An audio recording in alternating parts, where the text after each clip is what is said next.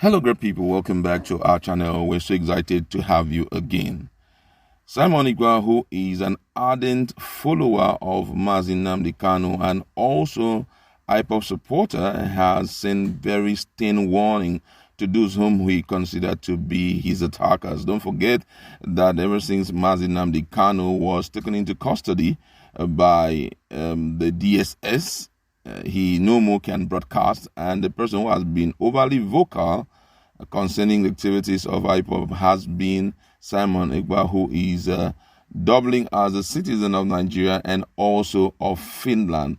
And a lot of things have happened thus far, and certain people who believe that they can just speak anyhow to leaders, they have spoken against some of the things he has done, not in form of suggestion, but some of them outright castigation. And the young man can no more take it from them. And you are going to hear what he has to tell them, which clearly shows that if they continue, something more stringent than his words may come after them. And also, in another news, which we are going to share with you in a jiffy, a very strong southeastern group, not Ohanes and Igbo this time around, they have sent strong message and stern message to the governor of Imo State over some of the things happening in Imo State, especially that which is revolving around arrest of young people.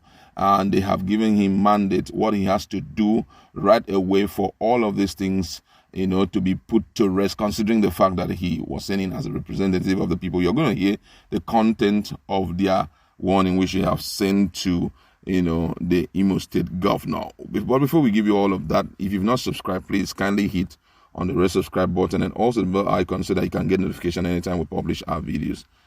Simon Ekpa, one of the ardent followers of Mazi Nnamdi Kanu, who is the indigenous people of Biafra leader, has warned those who are attacking him over his recent mandate and activities.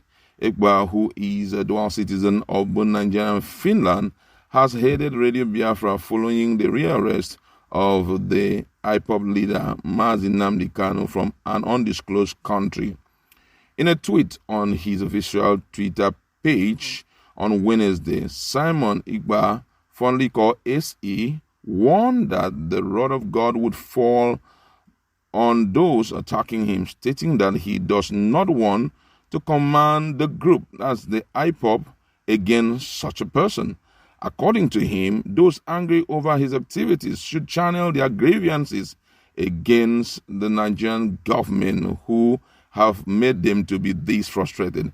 According to the tweet, it says that all the attacking dogs, in the name of struggle, must channel their energy to fighting Nigerian government. And according to his word, he said, the more you fight Simon Ekpa, the more wrath of God will fall on you, and I don't want Biafrans to turn against you.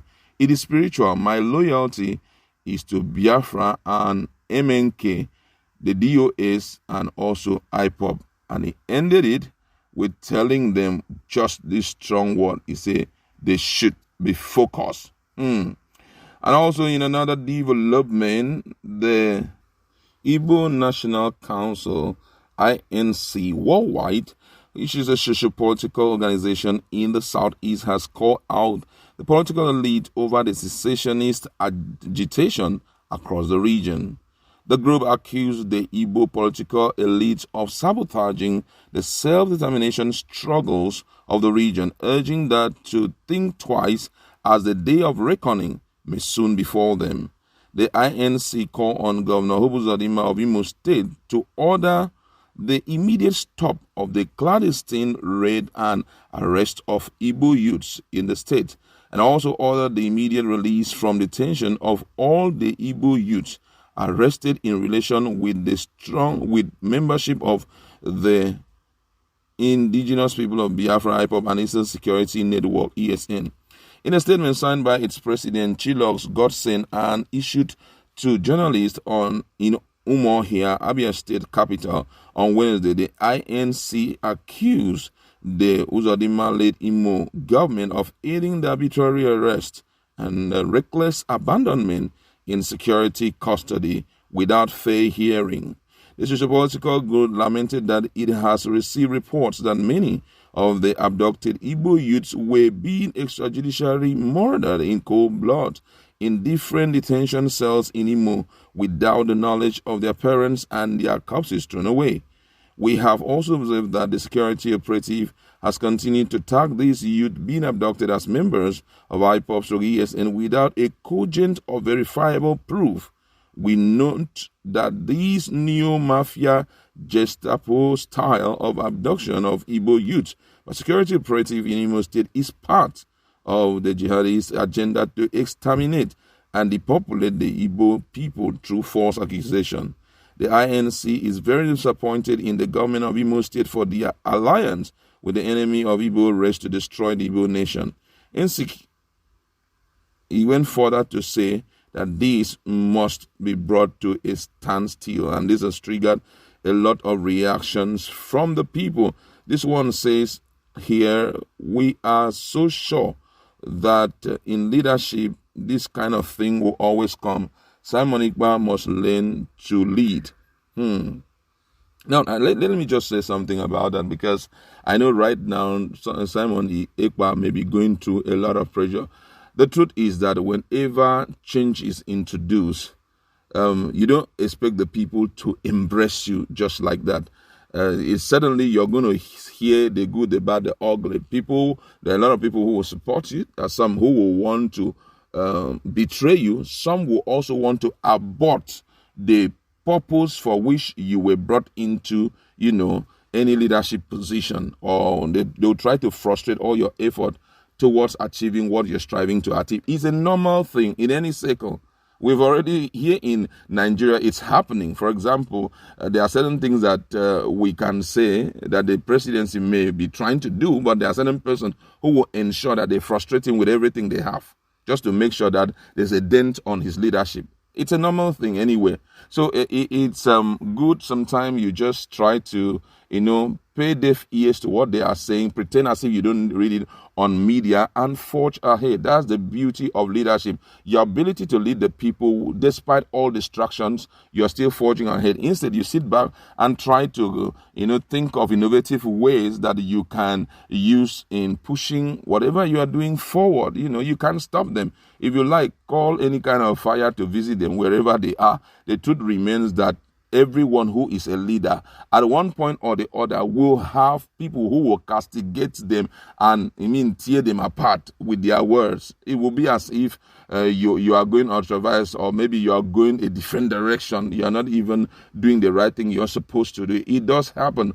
But what makes you thick, what makes you tough, what makes you bold is when you are able to hear all those castigation and you pretend as if it's not bothering you at all. After a while, you will notice that such people at one time or the other, possibly when the people are celebrating you, will say this is one man who has refused to be distracted by whatever people are saying. It's a normal thing, If you go through the history of great men, you will see that at one point or the other, they encounter even very close people who try to betray them. The case of Jesus, is there, where despite the fact that they were eating from the same table and disclosing all his secrets to his disciples, but one of them was with a purpose to do what? To betray him.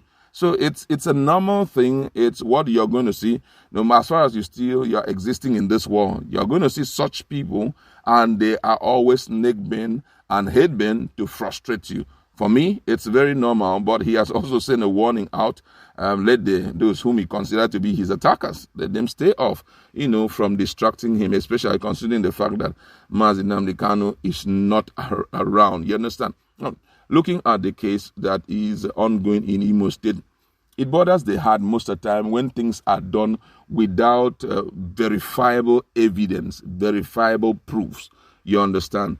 We must understand at a point, no matter who we are, no matter our capacity, that at one point, all of this power put on us will be taken away from us. Sometimes it might be when we retire. Sometimes it might be when we are that job, or possibly that appointment or elective office is taken away from us. You walk down the street like every other casual person. The question is, what will be the treatment that will be given to you and to your children?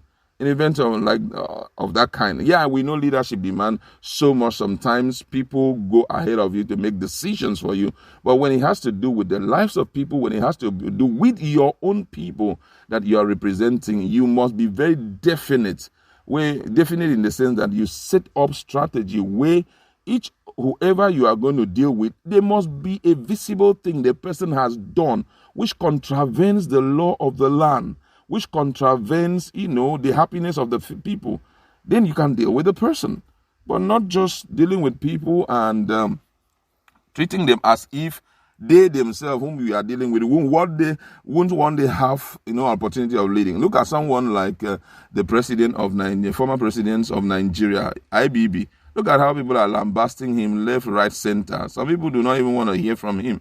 And guess what? They may be a leader who may come on board and call off or call forth all his sins and deal with him even in his old age. You understand?